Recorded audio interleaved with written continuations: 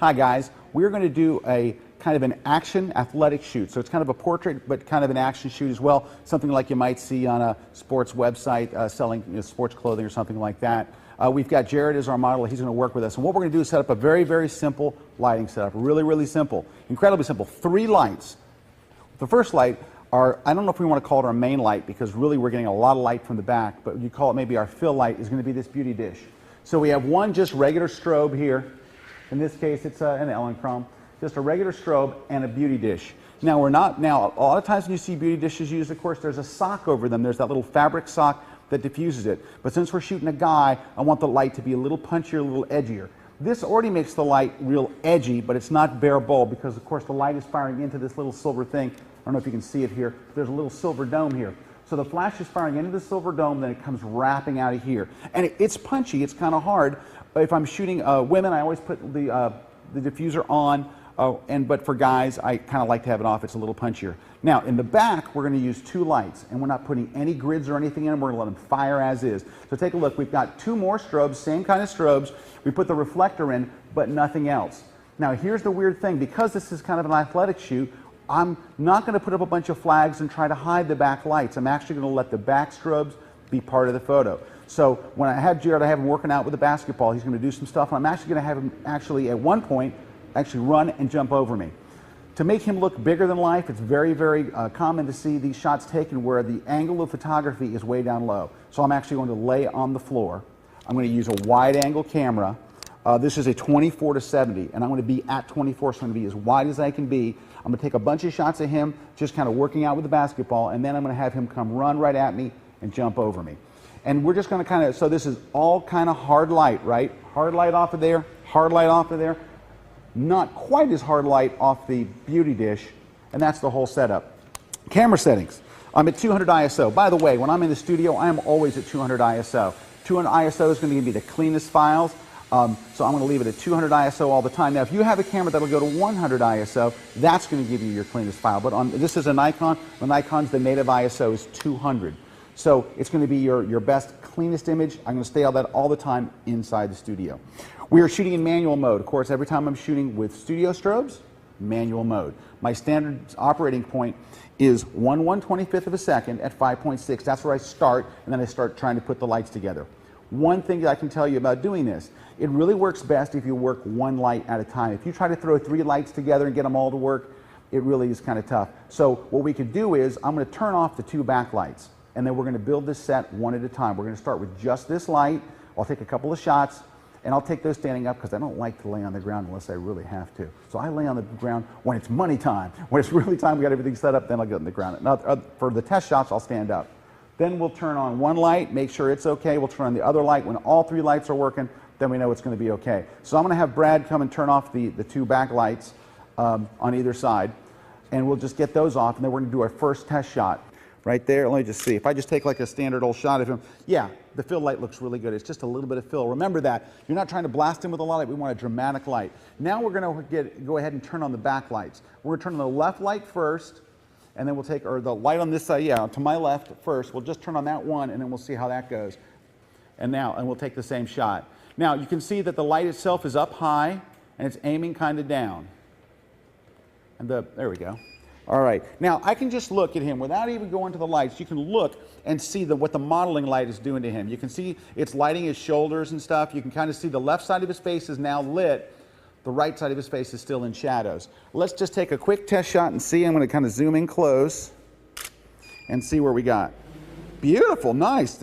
We could do a great portrait just standing right here. So now you can see that fill light that was kind of dark a minute ago. Now it looks like, wow, now it looks really, really great. I'm seeing some lens flare on the side. I don't care. That's actually going to be part of the shoot. But if I didn't want to see that flare come from the side, I'd have to put something between me and that light. I'd have to put a flag, a black flag, and bring it in here and kind of put it there between us. But in this case, I'm going for that look. Now let's turn on the other side. Dwayne, can you hit that for me, please? Thank you, sir. And it'll pop on in a second. There we go. Now, again, before I ever fire the trigger, I can use the modeling light to get an example of what we got. Let's take a shot here. See how we're doing? This would make a really good portrait, but I want some action. So now, I think the lighting looks pretty good. The only things that I would do is look at the ratio of that light to that light and just see how we're doing. Let's just make sure that one isn't brighter than the other. So let me just kind of look at, well, let's look in here. The light on this side looks a little bit dark. So all I would do to just balance that out is to, this is channel 1, that's channel 2 and channel 3. So I would move this to channel 3, move it to group, so I'm just on that one. Oh, excuse me, that one's channel 2. Go to channel 2, go to group, so I'm not adjusting all the lights.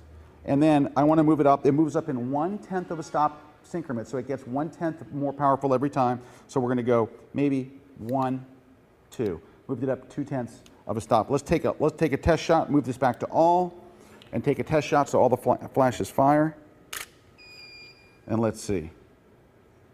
That was all we needed to do. One was just a little bit, wasn't quite as bright. Now I'm going to lay down on the floor. I'm going to go all the way wide. I was in 70 for those. I'm going to go all the way to 24, so it's really wide. I'm going to have him just play a little bit. I'm going to shoot some shots. Once we get a couple of those and I like the way it looks, I'm going to have him run over me. So let's go ahead, or jump over me. He should not run over me. And as I told him, I said, look, when you jump, make sure you clear me. And he said, it's not going to be a problem. So let's get down here on the floor. All right, let me just kind of frame it up here real quick. All right, let me get you just playing a little bit. Get a couple of these way out wide. All right, looks better if I'm tall, shooting tall. I'm getting a little bit of the flare there. There we go. All right, I need to actually move over just a little bit this way because I want to be able to see both lights in my shot. There we go. Nice. Oh, this is looking good. Okay, good, good, good. All right, keep working that. All righty, nice, good. All right, get a little closer to me with these. There we go, good, because you look huge there. All right, a half a step back. There we go, right there, good, good. All right, nice, looking good. All right, these look great. I'm seeing lots of rim. I'm going to have you do this next set. I'm going to actually come closer to you, and here's why. When you come too close to me, you get out of that light. So I'm just going to move a little closer to you. Let me slide shrimp across the floor here, and let me have you step back 3 steps, Jared, for me. All right, so now you'll stay in the light because you were getting a little too forward of the light. Let's go ahead and shoot that. Okay, we're good. Ah, there we go. This looks good. Nice. Good, looks good. All right, you ready to do the jump? So go all the way back to the wall, and so what my challenge is going to be back there, camera. Where's the camera? Oh, what my challenge is going to be is to get the timing right. So when he's jumping over me, I kind of like to get him right when he's getting ready to go over, but we're going to see what's going to happen. This is going to be what you're going to work on your shoot, is getting the timing right of him cruising over. So let's take a look. Here we go. All right, whenever you're ready. Whoa, I got it. Okay. Where's the camera? All right, what just happened was the thing that we call luck. I just happened to get that right when he came over me. I'm going to make him do it a few more times because he's in great shape. He doesn't mind. He's been jumping over me. So let's try it. Here we go. Same thing. We got really lucky on that one. Here we go. Ready? Woo! All right. I'm getting better at this. Let's try a couple more. Like just maybe 50 or 60 more, Jared, will be good. All right, that one went a little earlier. Oh, that's great. Oh, okay. It's good. It's good. I like it. I'm trying not to get excited. All right, a couple more, and we're going to wrap this. All right, ready? Here we go. All right, I got him right before he took off. That's the bad. That's not a bad shot. It's still a cool shot, but I got him just before he was going to take off. I actually like this shot, but it's more dramatic when he's cruising over me. So this is what I'm going to do this time. I'm going to get back a little further this way and just see if I can get you kind of cruising over. Ready? Go. All right, not bad. I only see a little bit of his face, but I'm not going to make you sit through any more of these, but you get the idea. It's a pretty simple setup, and are we worried about it being blurry or anything? Absolutely not, and here's why. Because that's not a good place to put that. The light, the flash is going to actually freeze the motion, so I'm not worried. My shutter speed's 1/200th of a second. If I was doing this in natural light, without the lights, all those shots would be blurry. They'd be blur all over the place. But because we're using flash, every time it just stops the motion just like that. And remember, this was a very simple setup. We didn't even use a softbox. A beauty dish, 2 open lights, make sure they're up high and they kind of get out of the way. And then you got to get somebody athletic like him to be able to do this again and again and again. And we're going to do one last thing with him. We're going to do a real dramatic portrait. I'm going to have him lean against the wall, and we're just going to get one single light at him. So I'm going to pause the camera for just a second so I can get up gracefully, and then we're going to do that. All right, guys, I had Jared, our subject, just come and lean on the wall. We took some water and just sprinkled it on his face and on his shoulders. It actually, Brad was sprinkling the water, and it went all over the wall, so we had to kind of move him over a little bit. But we want to make it look like he's just been working out. So this is like we're at the end of the game. We're really, really tired. We're going to take a dramatic portrait. We're just using one single light. It is way off. It's completely to the side of him. It's right beside him. It's just a regular, standard Ellen Chrome light.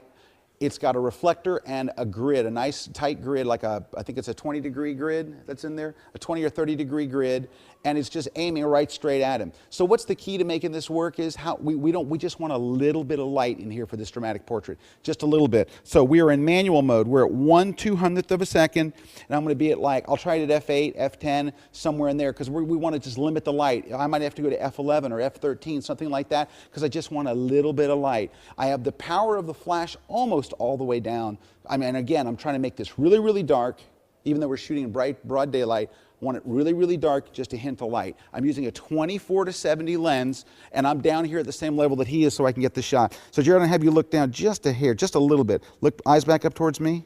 Nice, right there. I can see the modeling light. When I get him to turn his face just a little bit that way, now I'm seeing the modeling light on this cheek. Turn your head a little bit more that way. There we go. Eyes back towards me. All right, chin down just a little bit. Now eyes back at me. Nice, very good. Now I'm shooting really wide. Let me go way out wide here. Very nice. When I go way out wide, I'm actually now seeing the beam. So if I don't want to see the beam, I'm going to go in tighter. So that was at 24. Now I'm zooming in a little tighter. And it's just picking up a nice little rim light, him a very, very dramatic portrait. And very easy to do. We're not even using a softbox, just a reflector and a grid. But getting one of those grids is a great investment because it really allows you to focus the light. Let's just take a couple more and I think we're there. Good, very nice.